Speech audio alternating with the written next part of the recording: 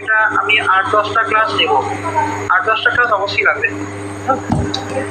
আমি হয়তো আগস্টে ফার্স্ট উইক পরীক্ষা বলেছে, সেই হিসাব মতো আমার বেশি নেবে, কারণ দুটো করে ক্লাস নিলে মাসে 8টা পাই, হয়ে যাবে। নেক্সট এসো থার্মোডাইনামিক্স 2,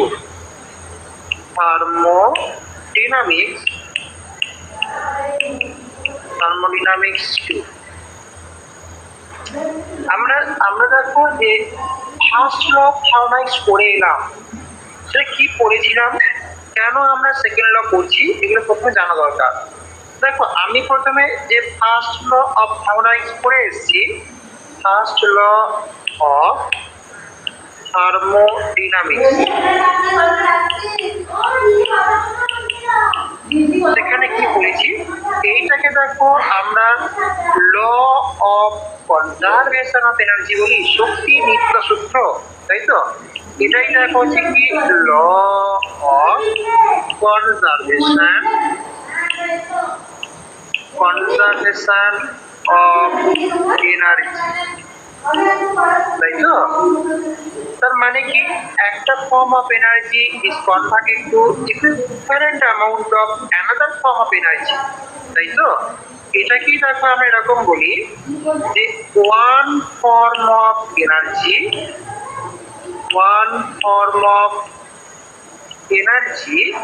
এটা is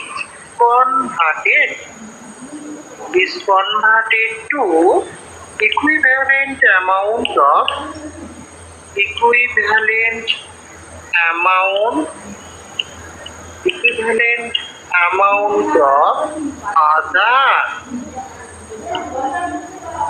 other form of energy,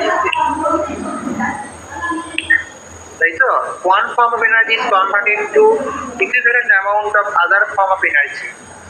তার মানে দেখো আমরা এটা পড়েছিলাম যে ডিকিউ সমান, মানে আমি দেখো যদি একটা সিস্টেম এরকম থাকে যে এই সিস্টেমে বাইরে থেকে দেখো ডিকিউ পরিমাণ হিট সাপ্লাই করলে তার কিছু অংশ আর্দ্র শক্তিতে আর কিছু অংশ এখানে দেখো সে ছেলে উপর দিকে তোলে, আমরা মেকানিক্যাল ওয়ার্ক পাই।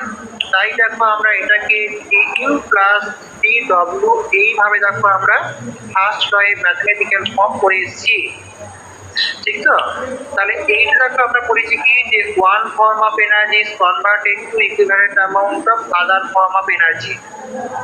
এবার প্রশ্ন হচ্ছে এই যে রূপান্তরটা হলো, রূপান্তরটা কোন দিক থেকে কোন দিকে হবে, মানে এই সাইড থেকে এই সাইডে হবে না এই সাইড থেকে এই সাইডে হবে, মানে direction of flow of hit left to right না রাইট টু লেফট, এটা কিন্তু আমরা প্রেডিক্ট করতে পারি না, কখনোই বলতে পারি না যে কোন দিকে হচ্ছে। তাহলে ইনকমপ্লিট হিট আশ্রয়ে যেগুলো দেখো ড্রব্যাক, সেটা আমরা এরকম বলতে পারি। এক নম্বর কি, cannot describe the direction of flow of heat, কোন ডিরেকশন হিটটা ফ্লো করবে, they cannot describe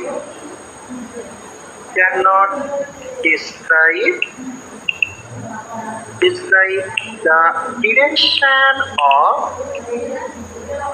direction of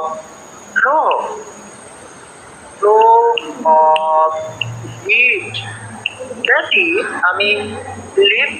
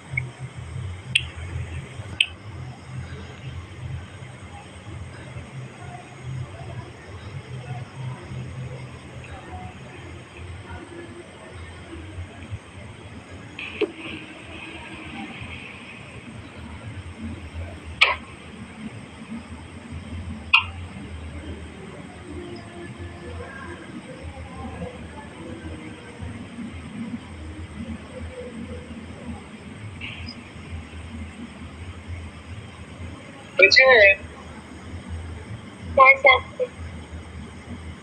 এবার এই যে আমি সেকেন্ড ল নন অ্যাড করছি, প্রথম সূত্রে যেমন একটাই মাত্র স্টেটমেন্ট ছিল যে one form of energy is converted to equivalent amount of another বা other form of energy, কিন্তু সেকেন্ড লয়ে কিন্তু এরকম একটা স্টেটমেন্ট নেই। এখানে ভিন্ন ভিন্ন স্টেটমেন্ট ভিন্ন ভিন্ন ভাবে দেওয়া হয়।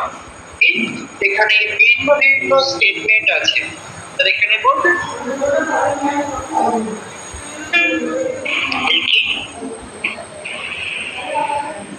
different statement available, আমরা ভিন্ন ভিন্ন ভাবে বলবো। কিরকম দেখো, আমি কয়েকটা বলি। যে এক নম্বর দেখো, আমি এই যে যদি ন্যাচারাল প্রসেস দিয়ে আমি সেকেন্ড লটাকে বলতে চাই, বলছি কিনা সমস্ত ন্যাচারাল প্রসেস যেগুলো দেখো আমাদের পারিপার্শ্বিক যে সকল প্রকৃতি প্রাকৃতিক প্রক্রিয়া, এগুলো বলছি কিনা স্পন্টেনিয়াস ভাবে এবং ইরিভার্সিবল স্বতঃস্ফূর্ত ভাবে এবং অপরাবর্ত ভাবে সংঘটিত হয়। এটার একটা স্টেটমেন্ট কি, all natural processes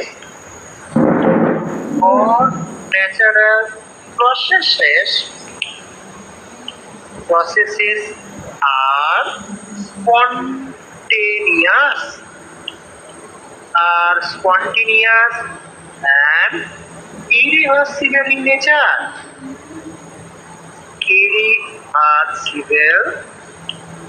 Irreversible in nature. তাহলে এই যে এখানে দেখো আমরা ন্যাচারাল প্রসেস দিয়ে আমি বললাম, কি বললাম, সকল ন্যাচারাল প্রসেস গুলো স্পন্টেনিয়াস ভাবে এবং ইরিভার্সিবল ভাবে ঘটে। আর একটা দেখো স্টেটমেন্ট দিচ্ছি ইন টার্মস অফ এনট্রপি। এই এনট্রপি কি আমি পরে আসছি। এনট্রপি দিয়ে স্টেটমেন্ট যেমন দেওয়া যায় কি, এই বিশ্বব্রহ্মাণ্ডের এনট্রপির মান সবসময় বেড়ে বেড়ে যায়, অলওয়েজ টেন্ডস টু ম্যাক্সিমাম, ঠিক আছে, এবং সবসময় কি হয়, এটা ইনক্রিজ করে এবং ম্যাক্সিমাম ভ্যালু গেইন করতে চায়। The entropy of the universe, entropy of the universe, entropy of the universe, এটা কি always tends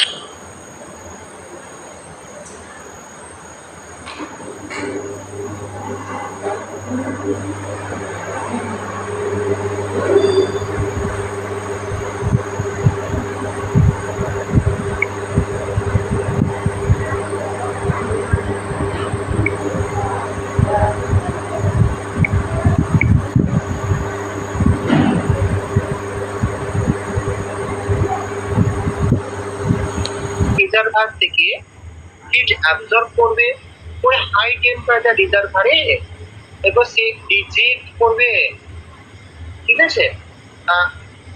মানে কি আমরা স্বতঃস্ফূর্ত কন্ডিশনে কি হয় গো, যে গরম জল এবং ঠান্ডা জলকে যদি কানেক্ট করি, সবসময় দেখবে গরম জল থেকে হিট ফ্লো হয়ে ঠান্ডা জলের দিকে যায়। কতক্ষণ পর্যন্ত হিট ফ্লো হয়, ততক্ষণ না পর্যন্ত দুটো সিস্টেমের টেম্পারেচার সমান হচ্ছে। সব মানে কি, তার মানে দেখো গরম হাই টেম্পারেচার থেকে লো টেম্পারেচার থেকে হিট ফ্লো হচ্ছে। কিন্তু উল্টো ডিরেকশনে কি হয়, লো থেকে কি হাইতে হিট ফ্লো হয়, এটা আপনা আপনি কিন্তু হয় না। এটা করার জন্য হয়, এটা করার জন্য তোমাকে একটা আউটসাইড এজেন্সির দরকার পড়ে। যেমন দেখো যে এসি মেশিন, এসি ফ্রিজ, এগুলো এরা কি করে, ঘরের ভিতর থেকে দেখবে হিটটা নিয়ে ঘরের বাইরে ছেড়ে দেয়, তাই ঘরের ভিতরে দেখো আরো ঠান্ডা হয়ে যায় এবং বাইরেটা গরম হয়। মানে একটা দেখবে কম্প্রেসার দেখবে থাকে, সেই কম্প্রেসার এই কাজটা করে। তার মানে একটা এক্সটার্নাল এজেন্সির সাহায্যে আমরা এই ঘটনাটা বা কাজটা করে থাকি, যে লো টেম্পারেচার রিজার্ভার থেকে হিট নিয়ে হাই টেম্পারেচারে ছাড়বে। কিন্তু এই যে উইথাউট এনি এক্সটার্নাল এজেন্সি বলতে পারো বা কোনো মেশিনও বলতে পারো, এছাড়া আমরা কিন্তু এই ঘটনাটা ঘটা সম্ভব না। সবসময় কি হয়, সবসময় হাই থেকে লো থেকে হিট ফ্লো করে। তাহলে এটা হচ্ছে একটা স্টেটমেন্ট। তাহলে এরকম বলতে পারি 4 নম্বর পয়েন্ট কি, ইট impossible, it is impossible, it is impossible to construct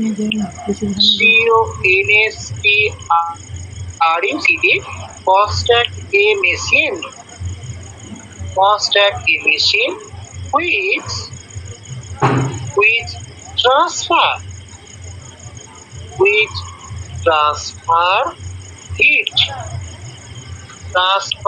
heat from low temperature reservoir. এই রিজার্ভার কাকে বলে আসছি বলবো। দেখো যে to transfer it from low temperature reservoir to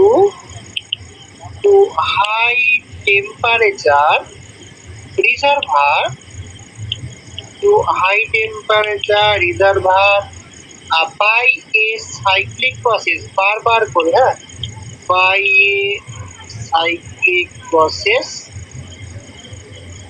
unless যতক্ষণ না পর্যন্ত তুমি ওর উপরে কাজ করছো, কম্প্রেসার এই কাজটা করে বলেই ঘটনা ঘটে। unless what is done on the machine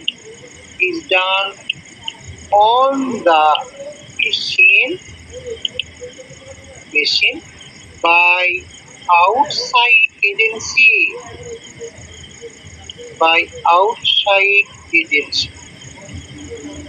যেমন এগুলোকে অ্যাকচুয়ালি আমরা রেফ্রিজারেটর, এই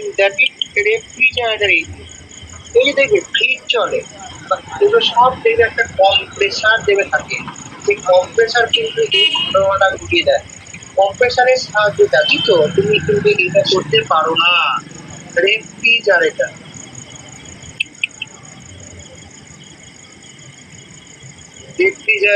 ইঞ্জিন বলে।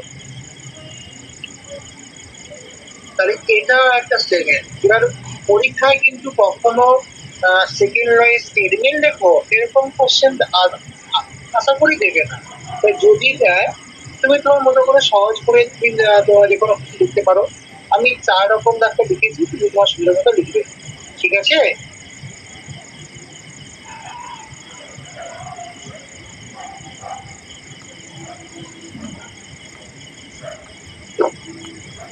ওকে,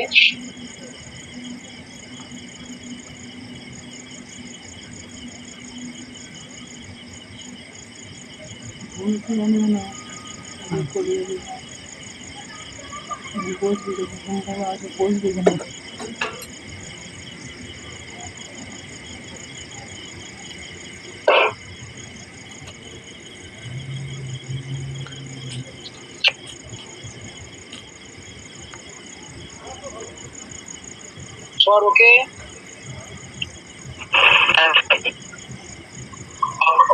বেশ, এবার আমি একটা নতুন ইয়েতে আসছি যে তোমাদের সিলেবাসে কার্নট সাইকেল বা কার্নট ইঞ্জিন আছে, সেইটা আমাকে ইলাবোরেটলি বলতে হবে। নেক্সট আসছি আমি কার্নট সাইকেল।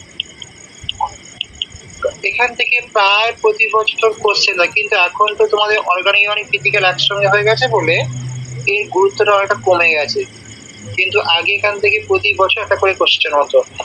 কার্নট সাইকেল দেখো, এই যে দেখো এটাকে আমি ভিভিআই মার্ক করলাম, ভালো করে পড়ো।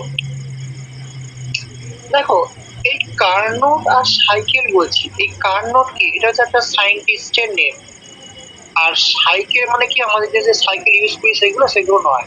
এই সাইকেল মানে হচ্ছে একটা cyclic process.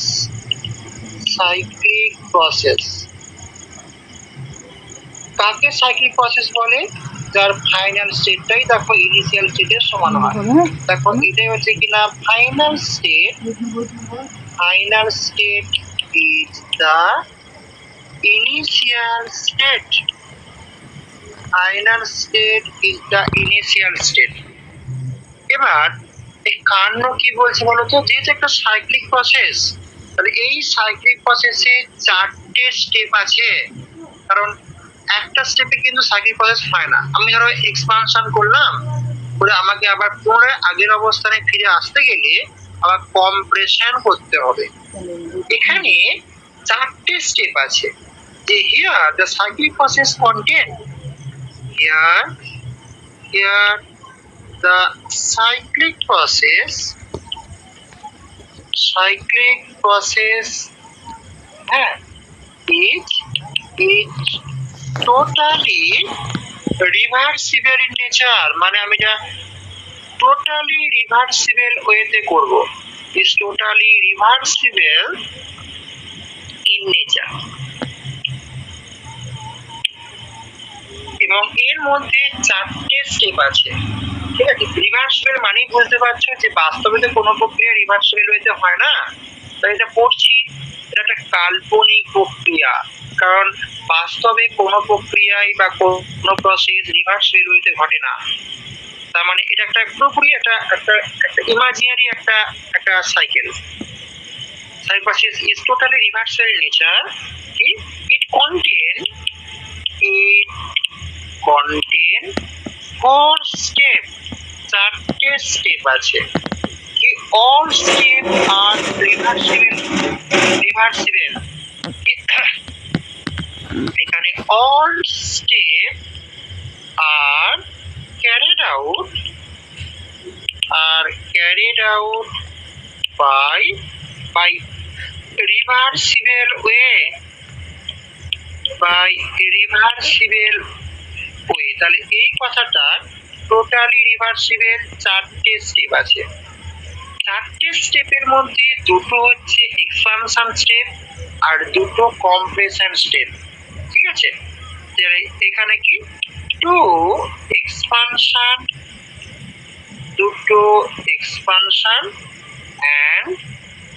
and two compression, আর two compression step।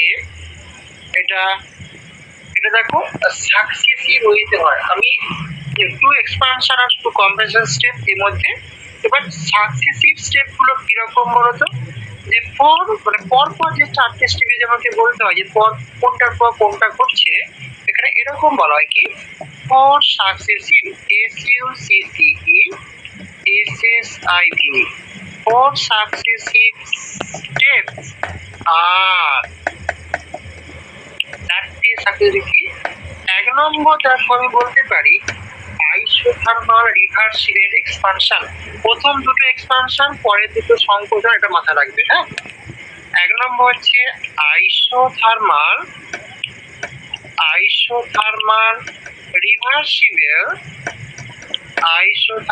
Reversible expansion একটা স্টেপ আছে, প্রথম স্টেপটা। দু নম্বর কি অ্যাডিয়াবেটিক রিভার্সিবল এক্সপানশন। তাহলে দুটো এক্সপানশন দেখো হয়ে গেল। আমি এখানে এটা এক্সপানশনটা লিখে রাখি, এক্সপানশন। আর এবার দুটো কম্প্রেশন আসবে। অল্টারনেটিভ ভাবে দেখো আইসো অ্যাডিয়া করে দেখো আসছে। তাহলে তিন নম্বর হচ্ছে আবার আইসোথার্মাল রিভার্সিবল, এটা কম্প্রেশন। আর লাস্ট স্টেপ হচ্ছে অ্যাডিয়াবেটিক রিভার্সিবল কম্প্রেশন। তাহলে এই চারটে স্টেপ হচ্ছে এই পরপর। সবার ওকে?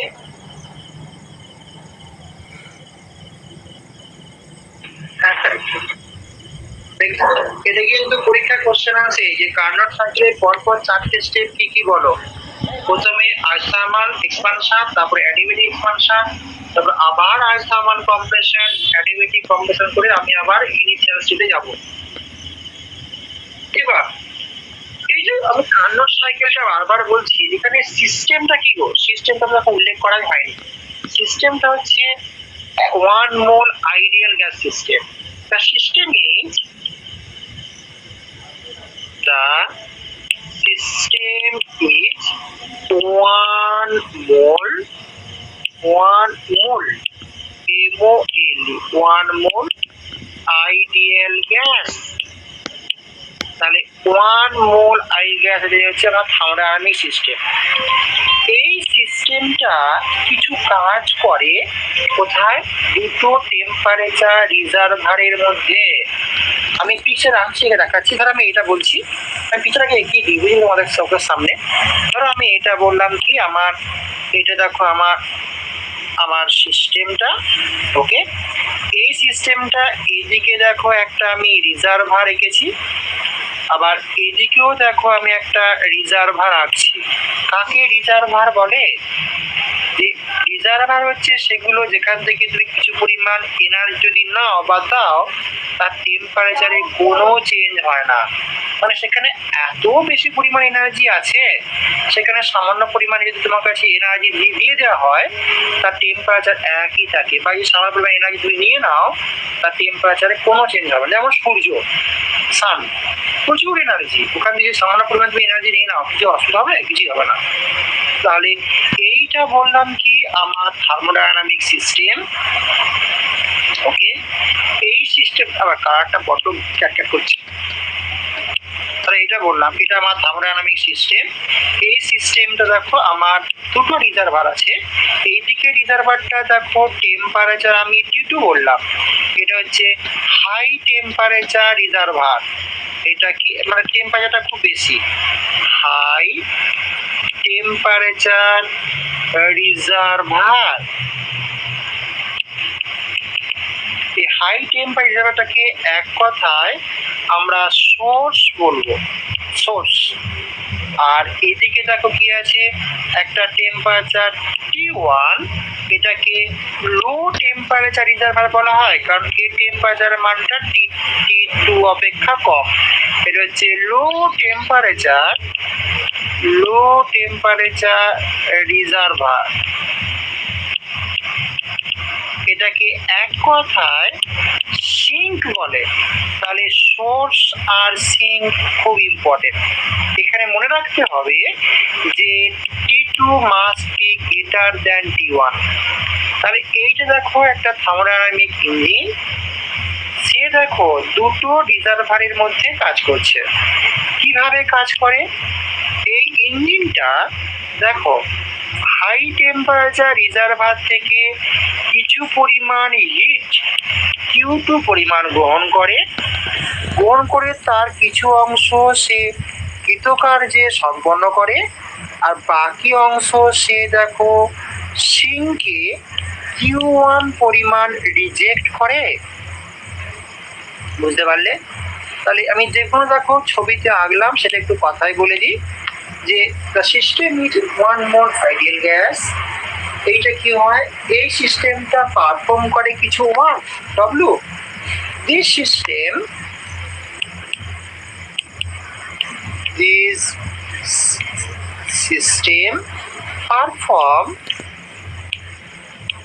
perform some work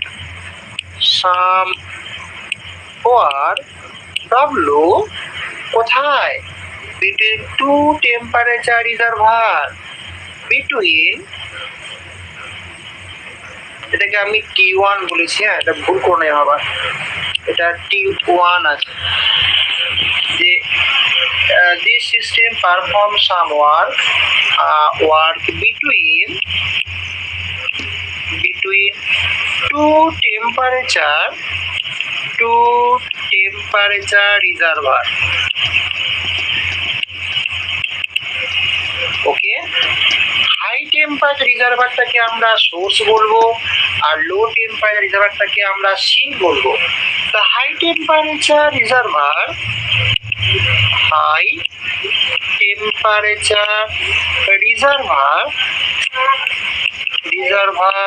এটাকে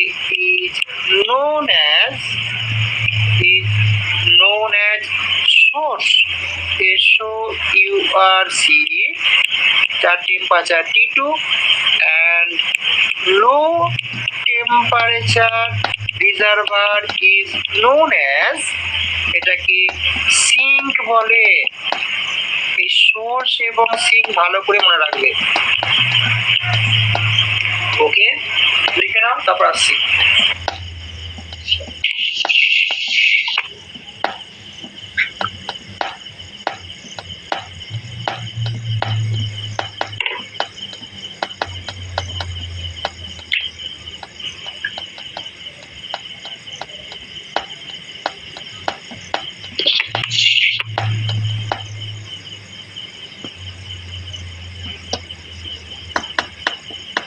হয়েছে?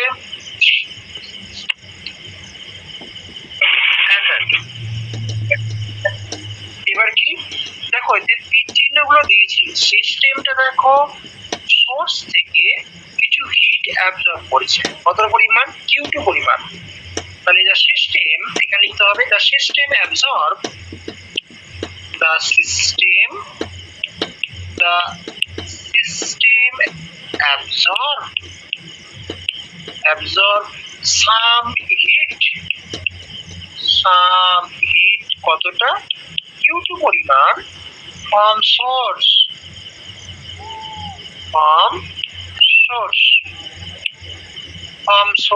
দেখো আর কি হয়, এর কিছু অংশ সে ওয়ার্কে রূপান্তর করে, আর রেস্ট পার্ট, বাকি অংশ সে রিজেক্ট করে দেয় সিঙ্কে লো টেম্পারেচার রিজার্ভারে। ওয়ান পার্ট অফ ইট, কিছু অংশ, ওয়ান পার্ট অফ ইট, এটা ইজ কনভার্টেড টু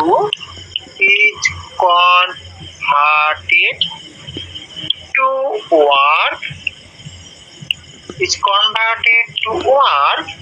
and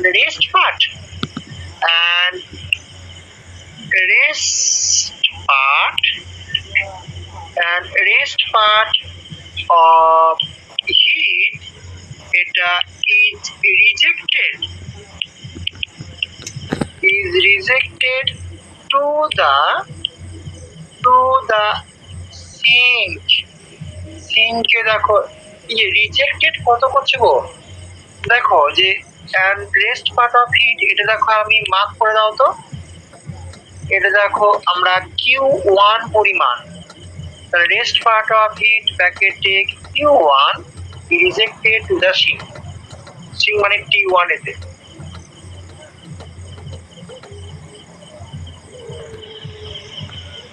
হয়েছে?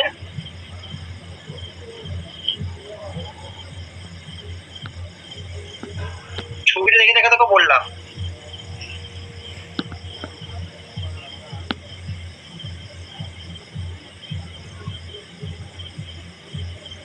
ওকে গো, হ্যাঁ স্যার।